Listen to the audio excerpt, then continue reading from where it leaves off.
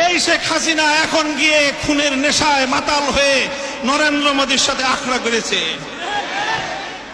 যদি সেখান থেকে বসে বাংলাদেশের স্বাধীনতার উপর কোনো হস্তক্ষেপ করার চেষ্টা করা হয়, তাহলে বাংলাদেশের মাটিতে ভারতীয় দূতাবাস থাকতে পারবে না।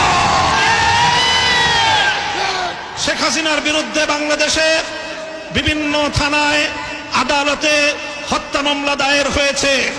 জালিম শাহী শেখ হাসিনা নরেন্দ্র মোদীর ঘরে বসে বাংলাদেশের অভ্যন্তরে 15ই আগস্টকে কেন্দ্র করে বিশৃঙ্খলা সৃষ্টি করবার জন্য তিনি উস্কানি দিচ্ছেন। বলতে চাই, আওয়ামী লীগের, যুবলীগের, ছাত্রলীগের যারা বিগত 15 বছর পর্যন্ত হাতুড়ি লীগের ভূমিকা পালন করেছেন,